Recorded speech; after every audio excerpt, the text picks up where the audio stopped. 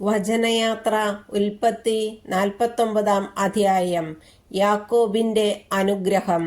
യാക്കോബ് തന്റെ മക്കളെ വിളിച്ചു പറഞ്ഞു, എല്ലാവരും ഒന്നിച്ചുകൂടുവിൻ. ഭാവിയിൽ നിങ്ങൾക്ക് എന്ത് സംഭവിക്കുമെന്ന് ഞാൻ പറയാം. യാക്കോബിന്റെ പുത്രന്മാരെ, ഒന്നിച്ചുകൂടി കേൾക്കുവിൻ. നിങ്ങളുടെ പിതാവായ ഇസ്രായേലിന്റെ വാക്കുകൾ ശ്രദ്ധിക്കുവിൻ. റൂബൻ, നീ എൻ്റെ കടിഞ്ഞൂൽ പുത്രനാണ്, എൻ്റെ ശക്തിയും എൻ്റെ പൗരുഷത്തിൻ്റെ ആദ്യഫലവും. അഹങ്കാരത്തിലും ശക്തിയിലും നീ മുൻപൻ തന്നെ. വെള്ളം പോലെ അസ്ഥിരനായ നീ മുൻപനായി വാഴില്ല.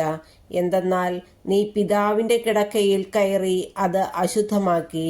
എൻ്റെ ശയ്യയിൽ കയറി നീ എന്നെ ദ്രോഹിച്ചുവല്ലോ. ശിമയോനും ലേവിയും കൂടപ്പിറപ്പുകളാണ്. അവരുടെ വാളുകൾ അക്രമത്തിൻ്റെ ആയുധങ്ങളാണ്.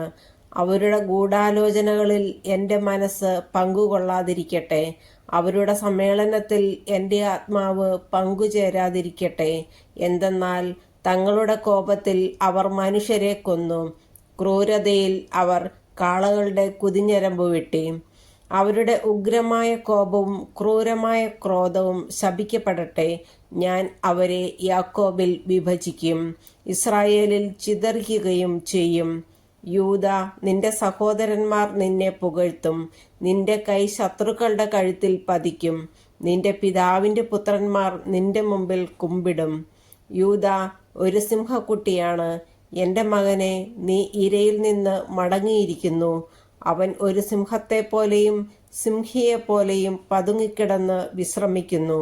അവനെ ഉണർത്താൻ ആർക്ക് ധൈര്യമുണ്ടാകും? ചെങ്കോൽ യൂദായെ വിട്ടു പോവുകയില്ല. അതിൻ്റെ അവകാശി വന്നു ചേരും വരെ അധികാരദണ്ഡ് അവൻ്റെ സന്തതികളിൽ നിന്ന് നീങ്ങിപ്പോകയില്ല. ജനതകൾ അവനെ അനുസരിക്കും. അവൻ തൻ്റെ കഴുതയെ മുന്തിരിവള്ളിയിലും കഴുതക്കുട്ടിയെ വിശിഷ്ടമായ മുന്തിരിച്ചെടിയിലും കെട്ടിയിടും. തൻ്റെ ഉടുപ്പ് വീഞ്ഞിലും മേലങ്കി മുന്തിരിച്ചാറിലും കഴുകും. അവൻ്റെ കണ്ണുകൾ വീഞ്ഞിനേക്കാൾ ചെമ്മന്നും പല്ലുകൾ പാലിനേക്കാൾ വെളുത്തുമിരിക്കും. സെബലൂണാകട്ടെ കടൽ തീരത്ത് വസിക്കും. അവൻ കപ്പലുകൾക്ക് അഭയകേന്ദ്രമായിരിക്കും. സീദോനായിരിക്കും അവൻ്റെ അതിർത്തി. ഇസാക്കർ ഒരു കരുത്തുറ്റ കഴുതയാണ്. അവൻ ചുമടുകൾക്കിടയിൽ കിടക്കുന്നു. വിശ്രമസ്ഥലം നല്ലതെന്നും ദേശം മനോഹരമെന്നും അവൻ കണ്ടു.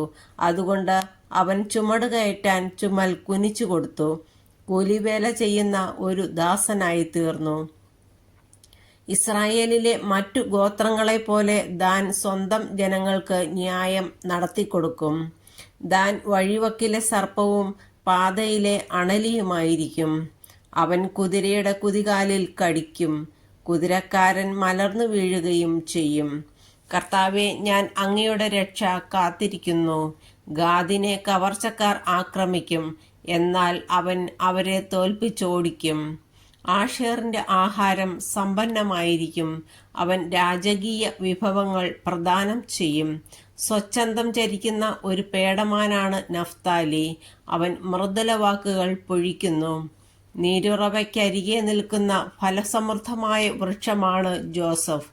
അതിൻ്റെ ശാഖകൾ മതിലിനു മീതെ പടർന്നു നിൽക്കുന്നു. വില്ലാളികൾ അവനെ കഠിനമായി വേദനിപ്പിച്ചു. അവർ അവനു നേരെ അമ്പെയ്യുകയും അവനെ ഞെരുക്കുകയും ചെയ്തു. എന്നാൽ അവൻ്റെ വില്ല് ഉറച്ചു നിന്നു. യാക്കോബിന്റെ ശക്തനായ ദൈവം, ഇസ്രായേലിന്റെ പാറയായ ഇടയൻ, തൻ്റെ കൈകൾ കൊണ്ട് അവൻ്റെ കൈകളെ ശക്തിപ്പെടുത്തി. നിന്റെ പിതാവിൻ്റെ ദൈവം നിനക്ക് തുണയായിരിക്കും. സർവശക്തനായ ദൈവം നിന്നെ അനുഗ്രഹിക്കും. മുകളിലുള്ള ആകാശത്തിൻ്റെയും കീഴിലുള്ള ആഴത്തിൻ്റെയും ഉദരത്തിൻ്റെയും മാറിടത്തിൻ്റെയും അനുഗ്രഹങ്ങൾ നിനക്കുണ്ടാകട്ടെ.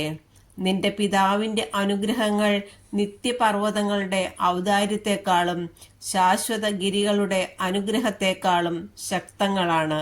അവ ജോസഫിന്റെ ശിരസിൽ തൻ്റെ സഹോദരരിൽ നിന്ന് വേർപെട്ടിരുന്നവന്റെ മൂർധാവിൽ വർഷിക്കപ്പെടട്ടെ. ആർത്തിയുള്ള ഒരു ചെന്നായാണ് ബെഞ്ചമിൻ. അവൻ രാവിലെ ഇര വിഴുങ്ങുകയും വൈകുന്നേരം കവർച്ച മുതൽ പങ്കിടുകയും ചെയ്യും. ഇവരാണ് ഇസ്രായേലിലെ 12 ഗോത്രങ്ങൾ. അവരുടെ പിതാവ് അവരോട് പറഞ്ഞതാണിത്. അവൻ എല്ലാവരെയും അനുഗ്രഹിച്ചു. ഓരോരുത്തർക്കും ചേർന്ന വിധത്തിലാണ് അവരെ അനുഗ്രഹിച്ചത്. യാക്കോബിന്റെ മരണം. യാക്കോബ് അവരോട് ആവശ്യപ്പെട്ടു, ഞാൻ എൻ്റെ ആളുകളോട് ചേരുകയായി ഹിത്യനായ എഫ്രോണിന്റെ വയലിലുള്ള ഗുഹയിൽ എൻ്റെ പിതാക്കന്മാരുടെ അടുത്ത് എന്നെയും അടക്കുക. മാമ്രയ്ക്ക് കിഴക്ക് കാനാൻ ദേശത്തുള്ള മക്പെലായിലെ വയലിലാണ് ആ ഗുഹ.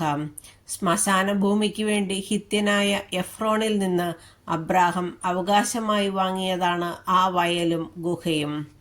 അബ്രാഹത്തെയും ഭാര്യ സാറായെയും അവിടെയാണ് അവർ അടക്കം ചെയ്തത്.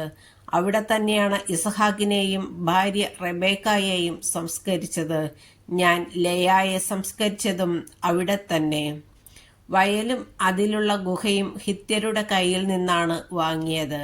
തനിക്ക് പറയാനുണ്ടായിരുന്നത് പറഞ്ഞു തീർന്നപ്പോൾ യാക്കോബ് കിടക്കയിലേക്ക് ചാഞ്ഞു.